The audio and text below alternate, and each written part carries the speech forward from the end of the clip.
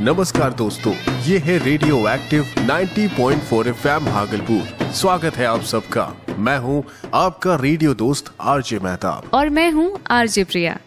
अच्छा, आप भूल तो नहीं गए थे ना हमें? भला कैसे भूल सकते हैं प्रिया, हमारे श्रोताओं को तो सोमवार का इंतजार रहता है।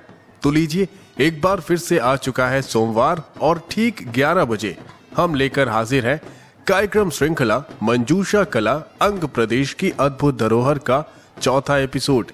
आज के एपिसोड का नाम है मंजूषा कला और उसके हमसफर। ये श्रृंखला यूनेस्को, सिमका और स्मार्ट के सहयोग से द रेडियो फेस्टिवल की पहली एसडीजी फेलोशिप के अंतर्गत आपके लिए लाई गई है।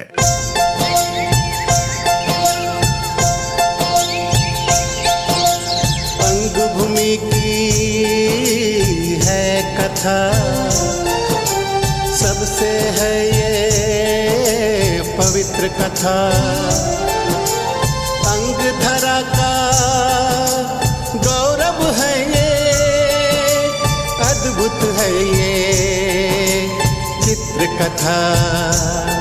मंजूषा कला, मंजूषा कला, मंजूषा कला, मंजूषा कला। मंजूषा कला अंग प्रदेश की अद्भुत धरोहर। कार्यक्रम श्रृंखला में जानिए हमारी मंजूषा कला के प्राचीन और गौरवमयी इतिहास के बारे में। पहली बार रेडियो एक्टिव 90.4 FM भागलपुर पर हर सोमवार सुबह 11 बजे सुनिए एक नया एपिसोड और उस एपिसोड का रिपीट ब्रॉडकास्ट बुधवार और शुक्रवार को शाम 4 बजे सिर्फ रेडियो एक्टिव 90.4 FM भागलपुर पर। It's your voice. इस एपिसोड में आगे बढ़ने से पहले आपको हमारे इस कार्यक्रम श्रृंखला के पिछले यानी तीसरे एपिसोड में दी जानकारी याद दिला दें। बिल्कुल प्रिया, पिछले एपिसोड में हमने आपको बताया था मंजूषा कला को चित्रित करने में किन कच्ची सामग्रियों की आवश्यकता पड़ती है, जैसे कपड़े, रंग, ब्रश और इससे जुड़े कलाकारों द्वारा एक मंजूषा कला से सजी वस्तु को तैयार करने में कितना खर्च आता है, उन वस्तुओं का बाजार के लिए मूल्य निर्धारण कैसे किया जाता है। इन सारे विषयों पर हमने विस्तार से चर्चा की थी और हमने इन सारे मुद्दों पर बात करने के लिए कुछ खास मेहमान को भी बुलाया था। अब वो मेहमान कौन थे और कैसी रही थी हमारी वो बातचीत, अगर ये सब आपने मिस कर दिया है तो आप जा सकते हैं हमारे YouTube चैनल पर 90.4 FM रेडियो एक्टिव ऑफिशियल को सर्च करें। वहाँ मिलेगा हमारे इस कार्यक्रम श्रृंखला मंजूषा कला अंग प्रदेश की अद्भुत धरोहर की प्लेलिस्ट में एपिसोड 3। उसे आप कभी भी सुन सकते हैं। पर अब वक्त आ गया है कि हम एपिसोड 4 में आगे बढ़ें। श्रोताओं, हमारे एपिसोड का नाम है मंजूषा कला और उसके हमसफर। एपिसोड के नाम से ही जाहिर है कि आज जो चर्चा इस एपिसोड में होंगी वो मंजूषा कला के हमसफर यानी कलाकारों के बारे में होगी। मतलब आर्टिजन्स के जीवनी का आज हम करेंगे अध्ययन। श्रोताओं, हम सब जानते हैं कि कलाकार बिना उचित पारिश्रमिक के किसी भी कला से जुड़े नहीं रह सकते। पहले भागलपुर जो मंजूषा कलाकारों का गढ़ था, अब यहाँ कलाकारों की संख्या काफी कम रह गई है। इनमें से भी बहुत सारे कलाकार या तो इस कला को छोड़ चुके हैं या तो बस त्योहार के मौके पर ही मंजूषा चित्रकला करते हैं। इसलिए कला के व्यावसायिक उपयोग के संभावनाओं को तलाशते रहना होगा। फूलदान, राखी, चाबी, रिंग, दिया, कप, भागलपुरी सिल्क एवं अन्य सामानों पर मंजूषा चित्रकला को अब उकेरा जाने लगा है। सरकार भी अब इस लोक कला को बचाने का प्रयास कर रही है। इसी क्रम में भागलपुर से खुलने वाली ट्रेन विक्रमशिला एक्सप्रेस के कोचों पर मंजूषा पेंटिंग कराया गया है। एक कला तब तक बची रह सकती है जब तक उससे जुड़े कलाकार बचे रहें। बिल्कुल प्रिया, प्राचीन काल में भागलपुर के नाथनगर और चंपानगर के क्षेत्र में ये कलाकार बड़ी संख्या में रहते थे। पर अब ये कलाकार नाथनगर और चंपानगर के अलावा पूरे भागलपुर के अलग अलग क्षेत्र में रहने लगे हैं, जैसे बरारी, मीरजान हाट, आनंदगढ़ कॉलोनी, सच्चिदानंद कॉलोनी और कुछ तो भागलपुर के बगल के गांव में भी रहने लगे हैं। इनके अलावा बहुत से कलाकारों ने जब ये पेशा छोड़ दिया और कुछ प्रवासी मजदूर बनकर दिल्ली, पंजाब, मुंबई, गुजरात या उड़ीसा में बस गए हैं, अब इस कला से जुड़े लोग वहाँ भी आपको मिल जाएंगे। कुछ लोकप्रिय कलाकारों के बारे में बताएं तो दिवंगत चक्रवर्ती देवी इस लोक कला की वरिष्ठ चित्रकार मानी जाती हैं।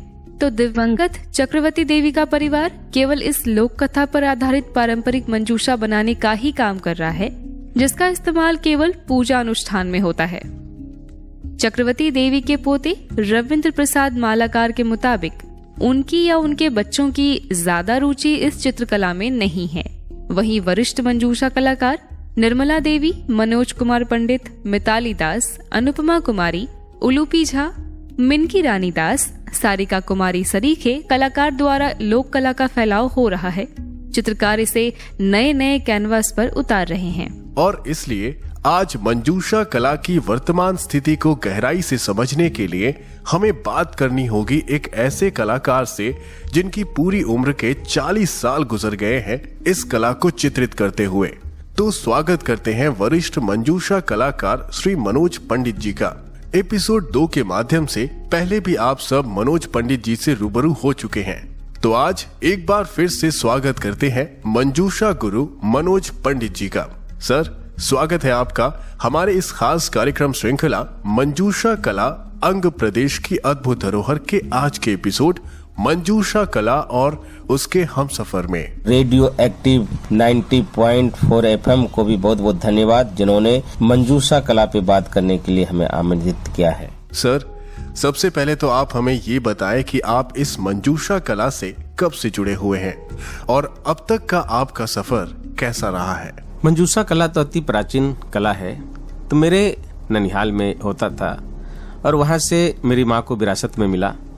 मेरी माँ श्रीमती निर्मला देवी के साथ मैं बचपन से काम किया करता था और 1992 से डॉक्टर तिरुभन पोद्दार सर और श्रद्धेय चक्रवर्ती देवी और माता निर्मला देवी के कहने पर मंजूषा कला कर्म से जुड़ गया। उस समय मंजूषा को जानने वाला, समझने वाला नगण्य मात्र लोग थे। काफी उबड़ खाबड़, उतार चढ़ाव, पूरा संघर्षपूर्ण सफर रहा। कई लोगों ने जातियों का ताना दिया, कई लोगों ने पागल कहा, कई को तो ये कहते थे कि ये कोई कला ही नहीं है। मेरे पिताजी कहा करते थे कि कोई काम अगर व्यक्ति चाह ले, ऐसा नहीं कि वो नहीं कर सकता। अगर तुम्हें इसी काम में दिल लगता है, अच्छा कर सकते हो, इसमें भविष्य है, बेफिक्र करो, हम तुम्हारे साथ हैं। और मंजूषा कला को आगे बढ़ाने के लिए गांव-गांव में कार्यशाला, प्रशिक्षण करना आरंभ किया। लोग समझना नहीं चाहते थे, लेकिन धीरे धीरे लोग समझने लगे। फिर मैं इसे प्रदर्शनी के माध्यम से भी लोगों को जागरूक करना आरंभ किया। सिलसिला चलता रहा, लेकिन 1998 के बाद थोड़ी इसमें सुधार आई और 2000 ईस्वी से इसमें काफी तेजी आई और लोग समझने लगे। ललित कला अकादमी, बिहार सरकार, पूर्व क्षेत्र सांस्कृतिक केंद्र कोलकाता भी इसमें ध्यान देने लगे। सिलसिला आगे बढ़ता रहा और मैंने 2005 में माता पिता और अपने बंधुओं के सहयोग से नई पीढ़ी में इस कला को हस्तांतरित करने हेतु मंजूषा समर कैंप का शुरुआत किया और लोग इससे जुड़ने लगे। बच्चों के साथ उसके अभिभावक भी सहयोग करने लगे। तब से एक रास्ता बना। 2005 से ही मंजूषा कला को जन जन तक पहुंचाने के लिए मंजूषा महोत्सव का शुरुआत मैंने किया। 1995 से घरेलू उपयोग में आने वाले सामानों पे सर्वप्रथम कपड़ों में मंजूषा कला को बनाना आरंभ किया। जब धीरे धीरे घरेलू उपयोग में आने वाले सामानों में मंजूषा की डिजाइन होना शुरू हुआ, उसमें बहुत लोग विरोध भी किए कि ये भगवान का चीज है, ये चित्र पूजा पाठ में तैयार किया जाता है, मनोज पंडित इसको बिगाड़ रहे हैं। लेकिन मेरा मानना है कोई कला तभी जीवित रहेगा जब कलाकार जीवित रहेंगे, और कलाकार तभी जीवित रहेंगे जब उसका जीविकोपार्जन होगा। और यह सिलसिला चलता रहा और लोग इससे जुड़ने लगे। शिक्षित बेरोजगार युवक युवतियां इसमें सहयोग करने लगे और धीरे धीरे कारवां बनता गया और मंजूषा कला में लोग हजारों के संख्या में जुड़ने लगे। एक बहुत बट वृक्ष तैयार हो गया। इसी क्रम में 2012 में हमें उपेंद्र महारथी शिल्प अनुसंधान संस्थान द्वारा राज्य पुरस्कार यानी स्टेट अवार्ड मिला। सिलसिला आगे बढ़ा और मैं काम करता गया। फिर ढेरों सारे पुरस्कार, मंजूषा गुरु सम्मान, बिहार कला पुरस्कार, अंग गौरव सम्मान, गुरु शिक्षा सम्मान, ऐसे दर्जनों सरकारी और गैर सरकारी स्तर पर पुरस्कार सम्मान मिलना आरंभ हो गया। आंकड़ा के अनुसार 10,000 लोगों को मैंने मंजूषा कला का प्रशिक्षण दिया, जो अभी वर्तमान में हजारों लोग अपना जीविका उपार्जन कर रहे हैं। आज मंजूषा कला पहचान का मोहताज नहीं है और मंजूषा कला में वर्तमान में प्रयोग भी हो रहे हैं। नए कलाकार इस कला से जुड़ रहे हैं, लेकिन अभी तक यहाँ के कलाकारों ने एक चीज का ध्यान रखा, यहाँ जो हमारी पौराणिक रंग विन्यास है उसमें छेड़छाड़ नहीं किए। कुछ डिजाइन बदला जा रहा है, बॉर्डर में कुछ डिजाइन को सर्प की लड़ी, लहरिया को मिला के एक नया डिजाइन बनाया जा रहा है, या त्रिभुज और मोखा के साथ एक नया डिजाइन बनाया जा रहा है। तो प्रयोग होना भी जरूरी है। यहाँ के कलाकार अब इसे फैशन की दुनिया में भी ले जा रहे हैं। कई फैशन डिजाइनर भी काम करने भागलपुर अंग क्षेत्र आए और मंजूषा कला पे काम करना शुरू किया। यहाँ के कलाकारों ने काफी सहयोग किया। वर्तमान समय में उपेंद्र महारथी शिल्प अनुसंधान संस्थान के द्वारा वस्त्र मंत्रालय के सहयोग से डिजाइन डेवलपमेंट ट्रेनिंग क्राफ्ट प्रशिक्षण आरंभ हुआ है।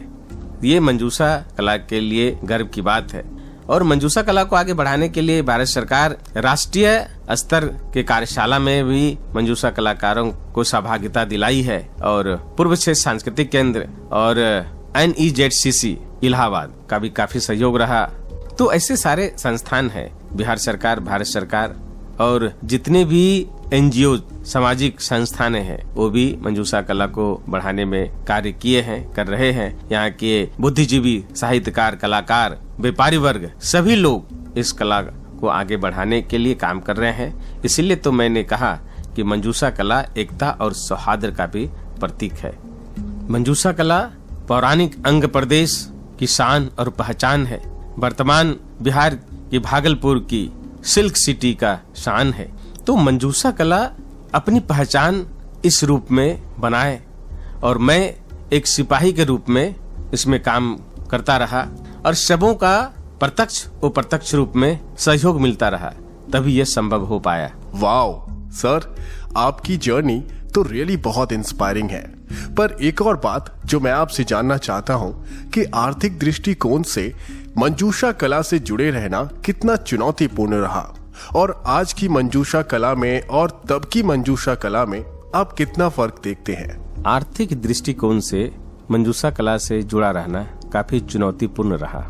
सारा कार्य को छोड़कर पागलों की भांति दर दर भटकते हुए मंजूषा कला कर्म ही करता रहा। 1 रुपये पॉकेट में नहीं होते थे। इसी बीच DAV पब्लिक स्कूल इंटरव्यू दिया, मेरी सिलेक्शन हो गई। उस समय डेढ़ी ऑनसोन और सासाराम में हमें ज्वाइन करना था, लेकिन मैंने त्याग कर दिया।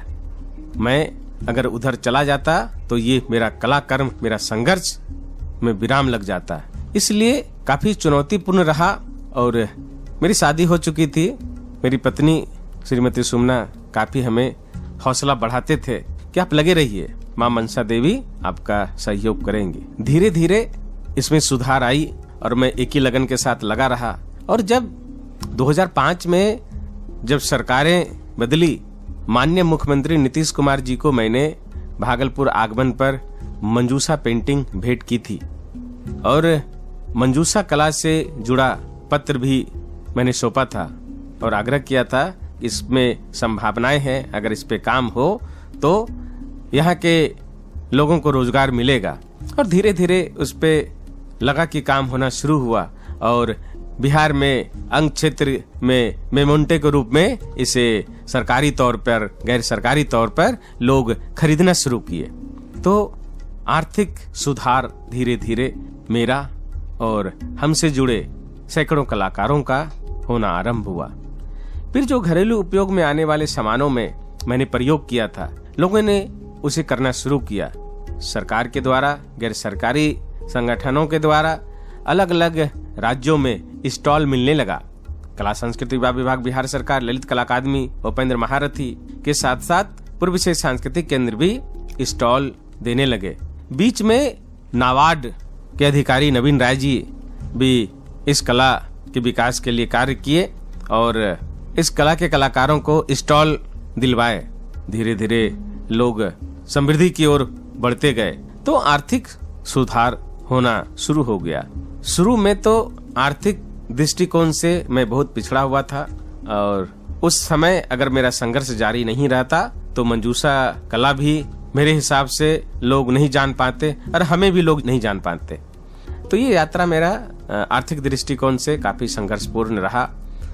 आगे बात करें कि थोड़ी पहले जो पेंटिंग बनती थी और अब जो अब बनती है उसमें अंतर तो जब प्रयोग होगा तो कुछ अंतर होगा, लेकिन कलाकार अपनी कला और अपनी संस्कृति को ध्यान में रखते हुए, कलर विन्यास को ध्यान में रखते हुए काम कर रहे हैं।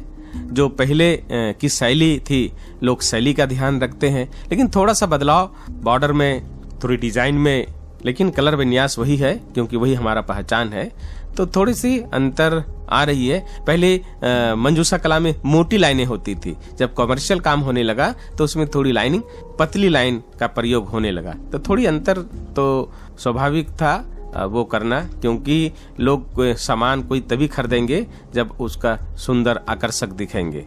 तो थोड़ा सा अंतर दिख रहा है, लेकिन यहाँ के कलाकारों ने रंग विन्यास और रेखा चित्र और यहाँ की शैली को ध्यान में रखते हुए काम कर रहे हैं। सब भी काफी अच्छा हो रहा है। तो सुना आपने, श्री मनोज पंडित जी इस कला से कितने पुराने वक्त से जुड़े हुए हैं, इस कला को पूज रहे हैं।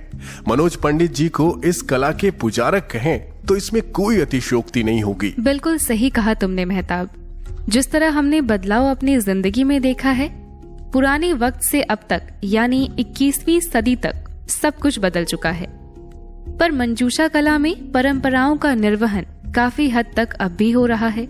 श्री मनोज पंडित जी जैसे आर्टिस्ट जो इस कला से बहुत पुराने वक्त से जुड़े हैं, इन्होंने आज भी इन सभी महत्वपूर्ण तरीकों और रिवाजों को याद रखा है जो इस कला की परंपराएं रही हैं।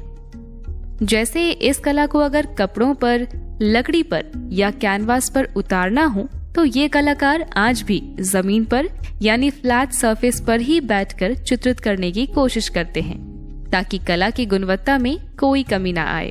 एक सिक्के के हमेशा दो पहलू होते हैं। जहां श्री मनोज पंडित जी जैसे सरीखे कई कलाकार इस मंजूषा कला को आगे बढ़ा रहे हैं और मंजूषा कला ही इनके जीविकोपार्जन का साधन भी है, वहीं कई कलाकार ऐसे भी हैं जिन्हें मंजूषा कला को बीच में ही छोड़ दूसरे व्यवसाय की तरफ जाना पड़ा।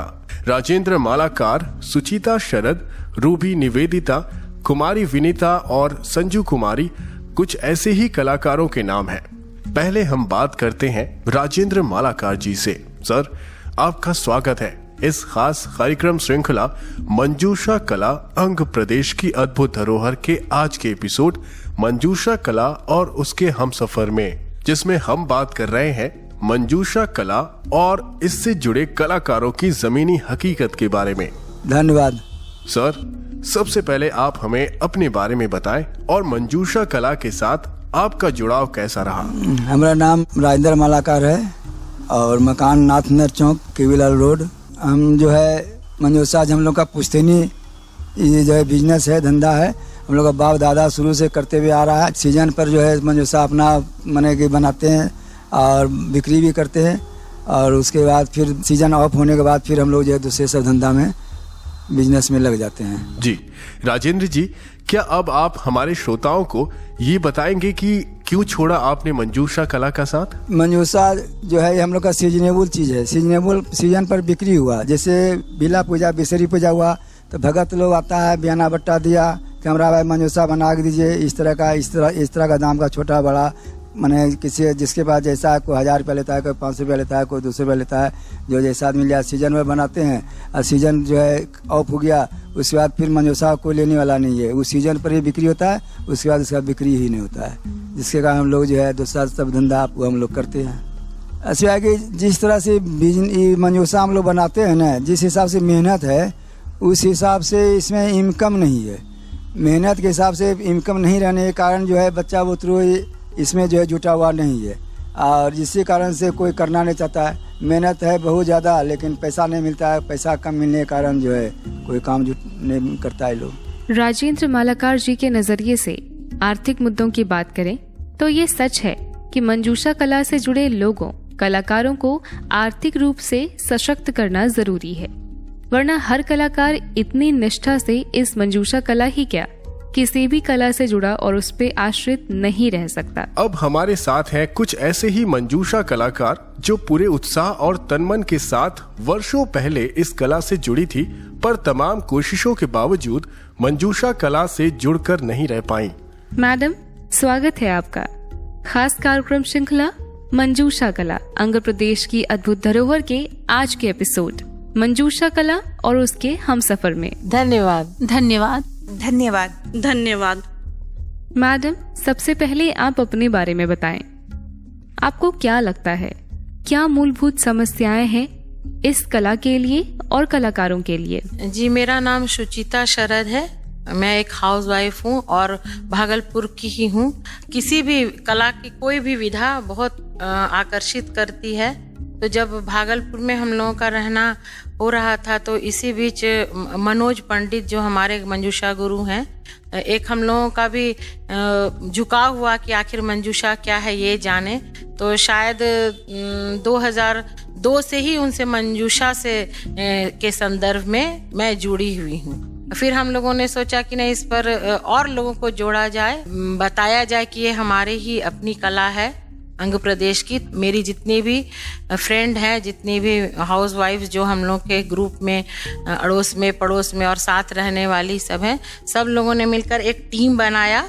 और उसके बाद 2004 और 5 में जेएस एजुकेशन में 10 लोगों के साथ मिलके 10 हाउसवाइफ्स मिलके हम लोगों ने एक पहला मंजूषा का एग्जीबिशन लगाया, जिसमें राजीव कांत सर ने सहयोग दिया और मनोज पंडित तो हमारे गुरु हैं ही। उन्होंने सुमना ने सबने मार्गदर्शन किया। उन लोगों ने उनके ही छत्र छाया में हम लोगों ने लगाया था। उसके बाद बहुत लोगों ने जाना, अखबार के मुख्य पृष्ठ पर मंजूषा और हम लोगों का पूरा टीम छाया रहा। काफ़ी लोग उनसे प्रेरित हुए। उसके बाद फिर धीरे धीरे सरकार की जब नज़र पड़ी और यह कला जब बहुत ज़्यादा सबके नज़रों में आई, सब लोग अप्रिशिएट करने लगे और जानना चाहे। फिर सरकार का भी अपना योगदान रहा इस क्षेत्र में और आज मंजूषा अपने शिखर के करीब पहुंच रहा है, निरंतर गतिशील है और हम लोग पैशनेट हैं इस कला के प्रति। मैं रूबी निवेदिता भागलपुर से। मैं ये 2005 में, इससे पहले कभी मंजूषा का मैंने नाम भी नहीं सुना था। सुचिता शरद के यहाँ एक दिन मनोज पंडित सर आए और बोले कि देखिए ऐसे एक आर्ट है, आप लोग यदि इंटरेस्टेड हैं तो इसको आप लोग सीखिए। तो फिर वही पहला हम लोग मंजूषा पेंटिंग का नाम हम लोगों ने सुना और फिर उस दिन सर के साथ हम लोग बैठे और काम किए हम लोग। और ये काम में हम लोग को इतना मतलब मज़ा आने लगा। काफ़ी दिनों तक हम लोगों ने किया, लेकिन चूँकि हम लोग हाउसवाइफ हैं, घर की भी बहुत सारी जिम्मेदारियां होती हैं, जिसके वजह से हम लोग इसको कंटिन्यू नहीं कर पाए। मैं कुमारी विनीता, मैं मंजूषा कलाकार हूँ। मैं भागलपुर से ही हूँ, इसलिए इस कला के प्रति मेरा रुझान बहुत पहले से था। लेकिन कला के प्रति जो हमारा मतलब पैशन और डेडिकेशन जो हुआ वो मनोज सर से जुड़ने के बाद हुआ। हमारे ही कॉलोनी में रहती हैं सुचिता शरद, तो उन्हीं के थ्रू हम लोगों ने मनोज पंडित सर के साथ जुड़ करके मंजूषा कला को आगे बढ़ाया। और इस कला के प्रति हम लोग का मतलब भागलपुर से जुड़े होने के कारण एक पैशन के तरह हम लोग इस कला से जुड़ गए।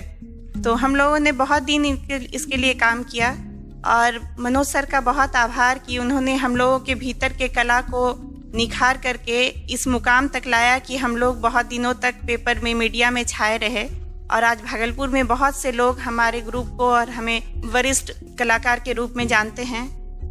और हम लोग अभी भी मंजूषा कला से जुड़े हुए हैं, लेकिन इस कला से जुड़े रहने के बावजूद भी हम लोग इस कला से फिर भी अलग से हो गए हैं। व्यावसायिक और घरेलू के बीच में जो मार्केट के लिए होना चाहिए, उस तरह का सामने से कोई प्लेटफॉर्म या कोऑर्डिनेटर वो नहीं मिल पाता है। तो इसलिए हम जैसे जो गृहिणी हैं वो नहीं आगे बढ़ पाती हैं। समस्याएं बहुत सारी हैं जो मंजूषा को अभी भी आगे बढ़ने में रोक रही हैं, क्योंकि आर्टिजन कार्ड से लोन लेकर के उस कला को अगर नहीं बढ़ा सकते हैं मतलब लोन को फिर चुका पाना एक मध्यम वर्ग के लोगों के लिए या निम्न वर्ग के लोग के लिए मुश्किल है। मैं संजू कुमारी भागलपुर से ही हूँ। हमें पहले थोड़ा बहुत इसकी कहानी पता थी। जब सुचिता शरद और मनोज पंडित की तरफ से हमें ऑफर मिला कि इसमें जुड़ना है, तो उस हिसाब से हमें बहुत अच्छा लगा और इस पेंटिंग से हम लोग जुड़े। जी, मैं एक संयुक्त परिवार में रहने वाली थी। उसमें सास ससुर थे, तो थोड़ा उनकी हेल्थ प्रॉब्लम के कारण या और फिर घरेलू प्रॉब्लम के कारण हमसे मतलब उतना रुचि नहीं रह पाया। तो ये भी एक सच्चाई है मंजूषा कला से जुड़े कलाकारों की। इन कलाकारों की ही आर्थिक स्थिति अगर बेहतर ना हो सकी तो फिर मंजूषा कला की स्थिति बेहतर कैसे होगी। कोरोना महामारी ने तो और मुश्किलें बढ़ा दी है। व्यवसाय, काम और उद्योग सब ठप पड़े हैं। ऐसे में महंगाई को तो बढ़ना ही था। बिल्कुल प्रिया, जो मजदूर इस महामारी में लॉकडाउन के कारण घर लौट कर आए थे, कुछ ने तो चीजों पर मंजूषा कला से जुड़ी चित्रकारी का नया व्यवसाय भी शुरू किया था। पर महंगाई के बढ़ते स्तर को देखकर उन्होंने फिर से दिल्ली, पंजाब और दूसरे शहर जाना ही उचित समझा। इस बात की सच्चाई पर आधारित आइए सुनते हैं एक रेडियो नाटक, जिसमें एक मंजूषा कलाकार महीनों की लॉकडाउन के बाद बाजार खुलने पर बाजार जाता है कच्चे सामान की खरीदारी के लिए, और वहां वो कलाकार किस मानसिक स्थिति से गुजरता है, उनकी समस्याओं को आप अच्छे से समझ पाएंगे। आइए सुनते हैं।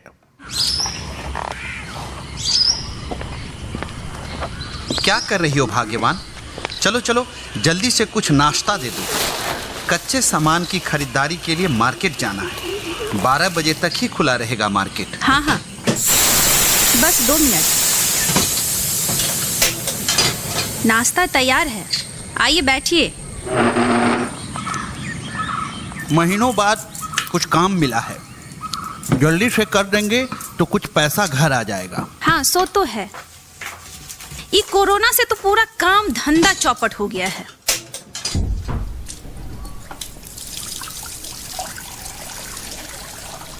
तब ठीक है, हम आते हैं सामान लेकर। ठीक है, आइए।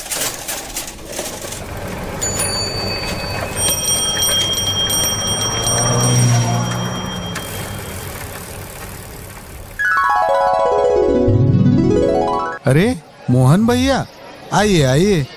कैसे हैं भैया? कोरोना काल में सब कुशल मंगल तो है ना? हाँ हाँ भैया, हम और हमारा परिवार सब ठीक है। बस काम बिल्कुल बंद पड़ा है, उसी को फिर से शुरू करना है। कुछ छोटा ऑर्डर मिला है, आपकी कृपा बनी रहनी चाहिए। हाँ हाँ बिल्कुल। ये कुछ सामान का लिस्ट है, इसको बाहर निकलवा दीजिए। अच्छा ठीक है, 10 मिनट टाइम लग जाएगा लेकिन मोहन भैया। हाँ हाँ कोई बात नहीं। और रमेश जी, आपको क्या चाहिए? क्या क्या है आपकी लिस्ट में?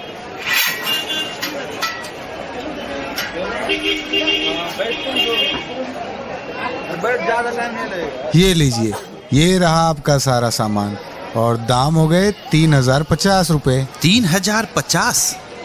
इतना क्यों? भाई साहब, महंगाई का हाल देख रहे हैं। आटे दाल के साथ पेट्रोल डीजल का दाम कितना बढ़ चुका है।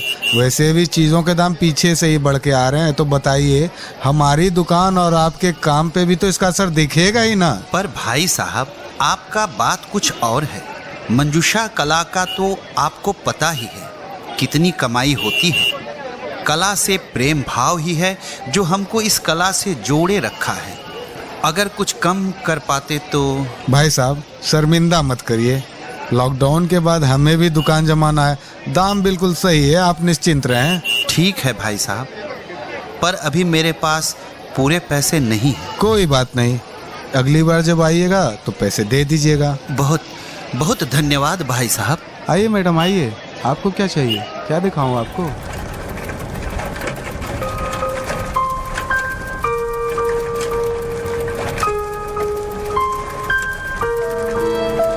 क्या हुआ?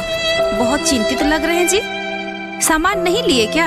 महंगाई बहुत बढ़ गया है, अब मंजूषा से घर नहीं चल पाएगा। अरे क्या हुआ? बताइएगा भी कि क्या हुआ है। क्या बताएं, बढ़ती महंगाई का असर अब हमारे मंजूषा कला से जुड़ी चीजों पर भी दिखने लगा है। सब कुछ महंगा हो गया है। इतना पैसा नहीं था कि ले पाते।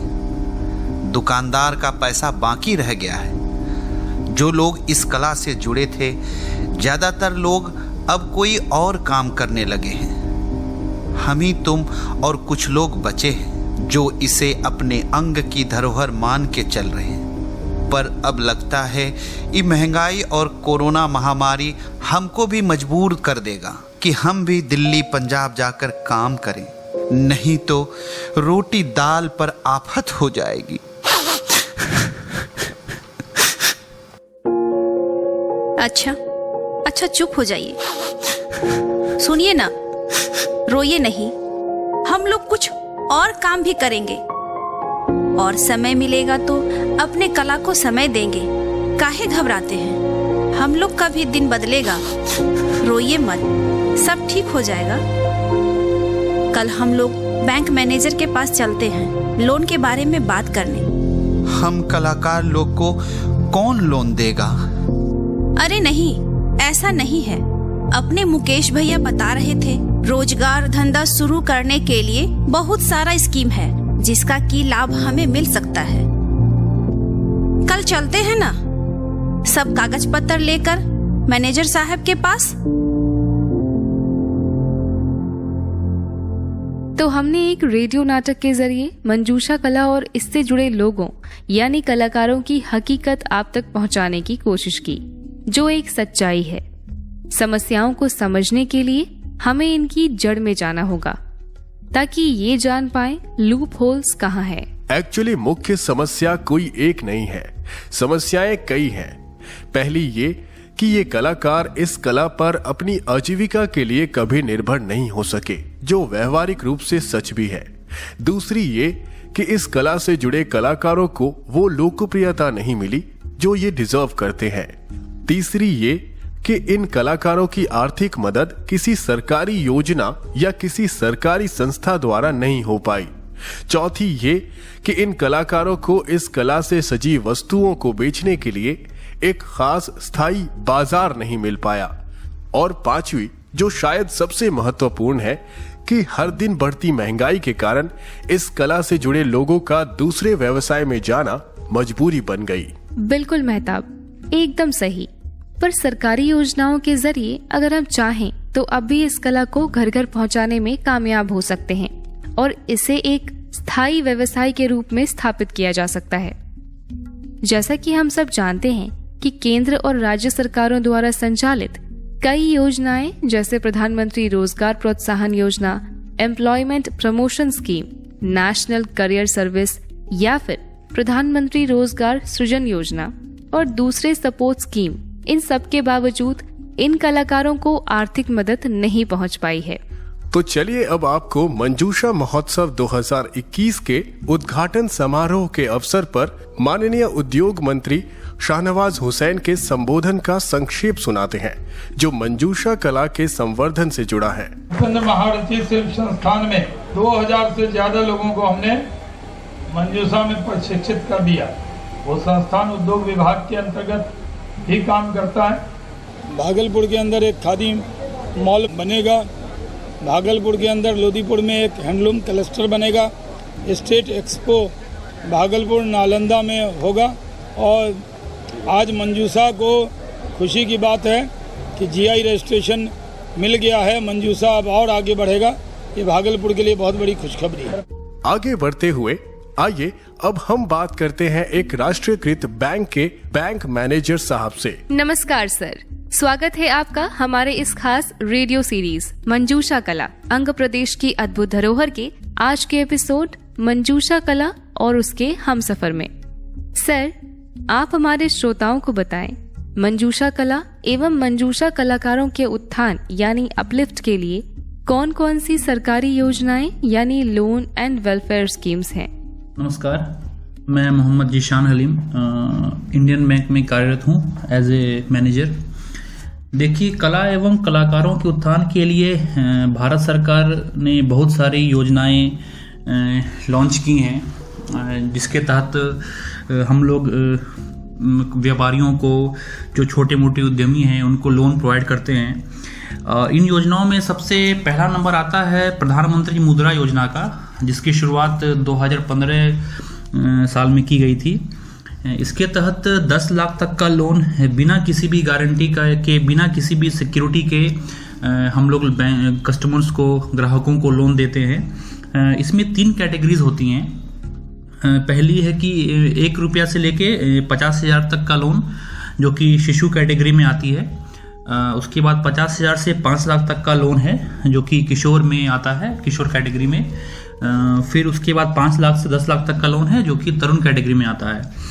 इन तीनों कैटेगरी में रेट ऑफ इंटरेस्ट जो लोन की है वो बहुत ही कम है। तो इस योजना के किसी भी स्कीम के तहत किसी भी कैटेगरी के अंदर ग्राहक लोन ले सकते हैं और किसी भी छोटे मोटे बिजनेस या अगर कोई में लगा सकते हैं, या फिर किसी का बिजनेस चल रहा है तो उसको अगर और आगे बढ़ाना है तो इस योजना का वो लाभ उठा सकते हैं। और दूसरी स्कीम है जो कि आप लोग जानते ही होंगे, महिलाएं को SHG loan, self help group loans हैं, जिसके तहत महिलाएं बैंकों से लोन ले करके इंट्रा लेंडिंग करती है, या फिर उसे छोटे मोटे कामों में जैसे सिलाई कढ़ाई हो, या फिर बच्चों की स्कूल के ड्रेसेस हों, या फिर किसी भी छोटे मोटे बिजनेस में वो लगा सकती हैं। और इसके तहत भी 20 लाख तक का लोन बिना किसी गारंटी का, बिना किसी कोलेटरल का बैंक प्रोवाइड करती है। और साथ ही साथ हमारे पास वीवर्स लोन भी हैं, जो कि भारत सरकार के तहत जो प्रधानमंत्री मुद्रा योजना लॉन्च की गई है उसके अंतर्गत ही दी जाती है। इसमें भी रेट ऑफ इंटरेस्ट बहुत ही कम है। तो जो भी लोग हैं, जो भी ग्राहक हैं जिनके सिबिल स्कोर बढ़िया है, जो कि लोन अपने बिजनेस को बढ़ाना चाहते हैं, वो इस योजना के तहत हथकरघा बुनकर जो भी लोग हैं वो लोन ले सकते हैं। और एक और सबसे अच्छी स्कीम है भारत सरकार की, जो कि 2016 में लॉन्च की गई थी, वो है स्टैंड अप इंडिया। इस योजना का उद्देश्य यह है कि बैंक की प्रत्येक शाखा से कम एक अनुसूचित जाति या अनुसूचित जनजाति और एक महिला उद्यमी को किसी भी ग्रीनफील्ड परियोजना की स्थापना करने के लिए, कोई भी ग्रीनफील्ड योजना का सेटअप करने के लिए बैंकों से वो लोन ले सकते हैं। इसमें लोन की जो अमाउंट रहती है वो 10 लाख से 1 करोड़ तक वो ले सकते हैं। इसकी भी गारंटी सरकार देती है, गवर्नमेंट गारंटी। हम लोग किसी भी सिक्योरिटी की डिमांड नहीं करते हैं। तो इन सब योजनाओं के तहत जो भी छोटे लघु एवं कुटीर उद्योगों के उद्यमी हैं वो लाभ उठा सकते हैं और अपना बिजनेस को, अपने व्यवसाय को और आगे बढ़ा सकते हैं। धन्यवाद। सर, कलाकारों या फिर आम लोगों की भी शिकायत रहती है कि बैंक से स्कीम्स के अगेंस्ट लोन लेना आसान नहीं है। आप क्या कहना चाहेंगे? जी देखिए, ऐसी बात नहीं है।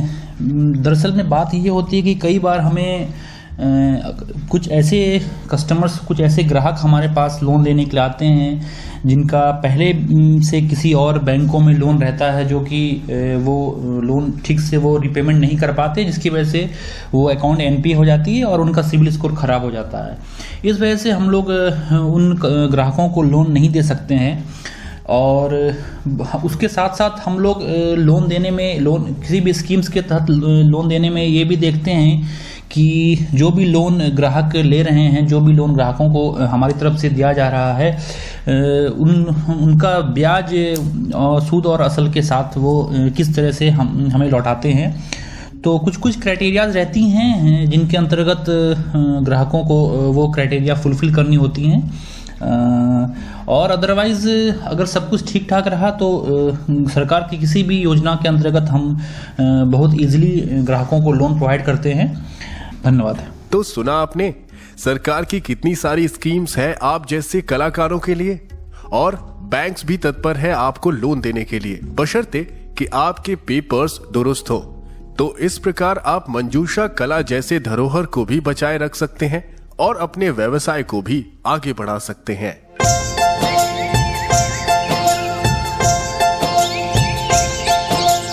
अंग भूमि की है कथा, सबसे है ये पवित्र कथा।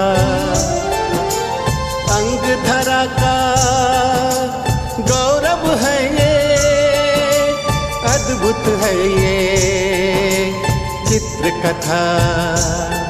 मंजूषा कला, मंजूषा कला, मंजूषा कला, मंजूषा कला। श्रोताओं, अब वक्त आ गया है आपके नाम की घोषणा करने का, मतलब पिछले एपिसोड में पूछे गए सवाल का जवाब बताने का और सबसे पहले 3 श्रोताओं के नाम बताने का। तो पिछले एपिसोड में हमने आपसे सवाल पूछा था कि मंजूषा पेंटिंग पर किए गए सकारात्मक कार्य के लिए साल 2016 में कौन से मंत्रालय ने श्रीमती उलूपी झा को सम्मानित किया था। आपके विकल्प थे ए. महिला एवं बाल विकास मंत्रालय भारत सरकार, बी. कला संस्कृति एवं युवा मंत्रालय भारत सरकार, सी. लघु कुटीर एवं मध्यम उपक्रम मंत्रालय भारत सरकार। सही उत्तर है ऑप्शन ए। जी हाँ, महिला एवं बाल विकास मंत्रालय भारत सरकार ने श्रीमती उलूपी झा को सम्मानित किया था। तो आप 3 जिन्होंने सबसे तेज जवाब दिया है, आपके नाम है अभिषेक कुमार, मोहद्दी नगर भागलपुर से, मिथिलेश कुमार, तिलका मांझी चौक भागलपुर से और प्रतिमा कुमारी, आनंदगढ़ कॉलोनी से। रेडियो एक्टिव 90.4 FM भागलपुर आपको देता है एक आकर्षक गिफ्ट जो आप हमारी स्टूडियो में आकर कलेक्ट कर सकते हैं। तो अगर आप उन श्रोताओं में से हैं जो पिछले एपिसोड में पूछे गए सवाल का जवाब नहीं दे पाए या फिर आपका जवाब गलत था, तो कोई बात नहीं, आपको आज भी मौका मिल रहा है। आप आज के सवाल का सही जवाब देकर जीत सकते हैं गिफ्ट आइटम। तो हमारा आज का सवाल इस खास कार्यक्रम यानी चौथे एपिसोड मंजूषा कला और उसके हमसफर में दी गई जानकारी पर आधारित है। तो अगर आपने हमारे इस खास कार्यक्रम को पूरा और ध्यान से सुना है तो जल्दी से जवाब दें। सवाल है, आधुनिक साक्ष्य के अनुसार लोक कला मंजूषा के वरिष्ठतम चित्रकार किसे माना जाता है। सवाल एक बार फिर से दोहरा देती हूँ। आधुनिक साक्ष्य के अनुसार लोक कला मंजूषा के वरिष्ठतम चित्रकार किसे माना जाता है। आपके विकल्प हैं ए. चक्रवर्ती देवी, बी. निर्मला देवी या सी. सुमन देवी। अपने जवाब आप हमें व्हाट्सएप कर सकते हैं। हमारा व्हाट्सएप नंबर है 7549889911। अपने नाम और पता के साथ सही विकल्प का चुनाव कर भेज दीजिए हमें, और सही जवाब भेजने वाले पहले 3 स्मार्ट श्रोताओं का नाम हम लेंगे अगले एपिसोड में, और साथ ही वे हकदार होंगे एक आकर्षक उपहार का। इसके अलावा आज के एपिसोड में दी गई जानकारियां आपको कैसी लगी हमें जरूर बताएं। आपके संदेश को हम अगले एपिसोड में शामिल करेंगे, तो जरूर बताएं कि आज का ये एपिसोड आपको कैसा लगा। हमारा व्हाट्सएप नंबर है 7549889911। श्रोताओं, आज का वक्त प्रतिस्पर्धा का है। बढ़ती महंगाई और महामारी के कारण कोई ऐसा सेक्टर नहीं बचा जो इससे इफेक्टिव ना हुआ हो, चाहे वो पब्लिक सेक्टर हो या प्राइवेट सेक्टर। इनकी इकोनॉमिक ग्रोथ में हमने या तो कमी देखी है या तो रुकावट। मंजूषा कामगारों के लिए आमदनी नहीं होने का मतलब है ना खाना, ना सुरक्षा और ना भविष्य, और ऐसे ही हजारों व्यवसाय मुश्किल से सांस ले रहे हैं। इसलिए जरूरत है कि हम सब मिलकर इन कलाकारों की हक की बात करें। लीगल रोजगार अनुबंध आजकल जॉब का एक अनिवार्य पार्ट बन गया है। ये एक तरह से कॉन्ट्रैक्ट एम्प्लॉय और एम्प्लॉयर के बीच संबंध स्थापित करता है, तो लिखित कॉन्ट्रैक्ट होना चाहिए।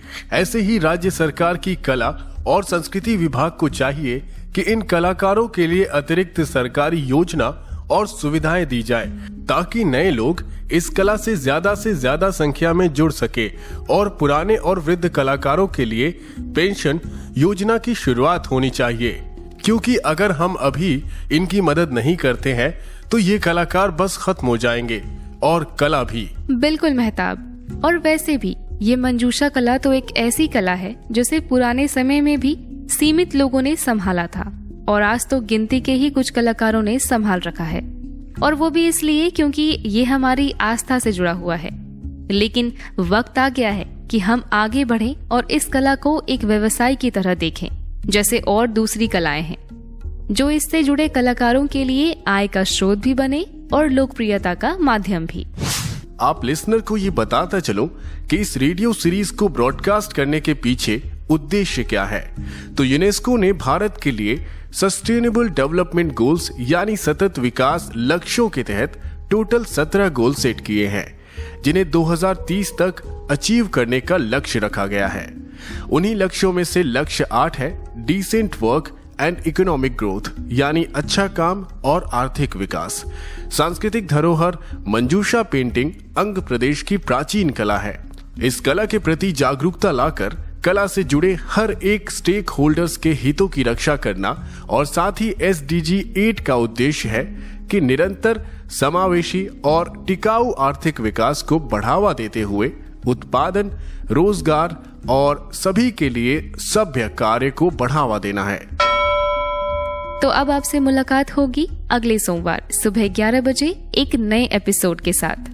तो सुनना ना भूलें आपके अपने रेडियो एक्टिव 90.4 FM भागलपुर पर अपने रेडियो दोस्त RJ मेहताब और RJ प्रिया के साथ यूनेस्को, सेमका और स्मार्ट के सहयोग से द रेडियो फेस्टिवल की पहली SDG फेलोशिप कार्यक्रम श्रृंखला के अंतर्गत मंजूषा कला अंग प्रदेश की अद्भुत धरोहर। तब तक के लिए हमें दे दीजिए इजाजत। नमस्कार। नमस्कार। अरे देवा सखी दस आवा है साहुनी आन ले दे बुलाई दे देवा हालती उपटन है साहुनी कार दे तैयार माया।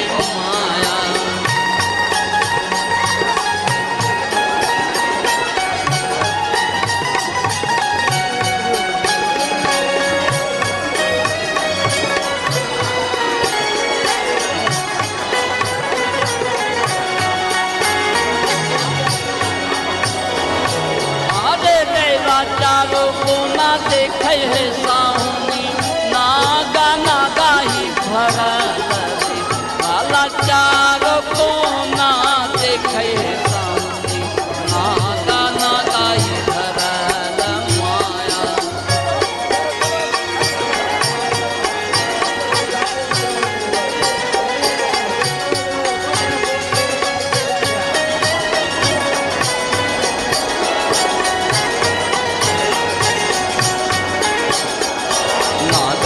देखिए है साहुनी भारती के लुटावे वाला नागा का देखिए है साहुनी भारती के लुटावे माया।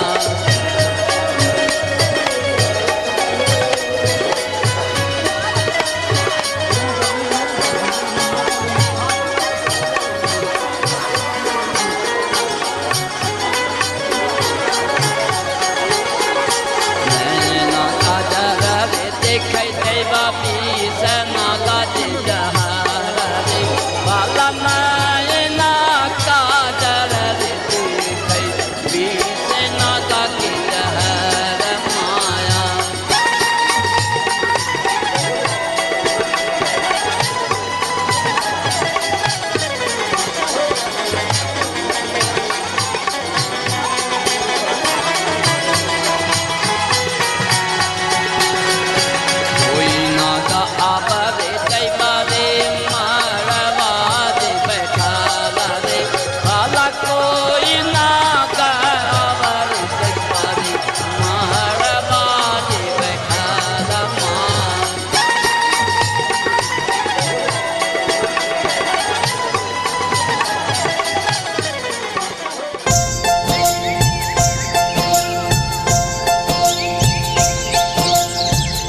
भूमि की है कथा सबसे है ये पवित्र कथा। अंग धरा का गौरव है ये अद्भुत है ये चित्र कथा। मंजूषा कला मंजूषा कला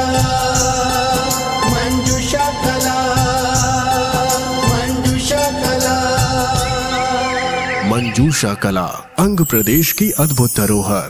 कार्यक्रम श्रृंखला में जानिए हमारी मंजूषा कला के प्राचीन और गौरवमयी इतिहास के बारे में। पहली बार रेडियो एक्टिव 90.4 FM भागलपुर पर हर सोमवार सुबह 11 बजे सुनिए एक नया एपिसोड, और उस एपिसोड का रिपीट ब्रॉडकास्ट बुधवार और शुक्रवार को शाम 4 बजे सिर्फ रेडियो एक्टिव 90.4 FM भागलपुर पर। It's your voice.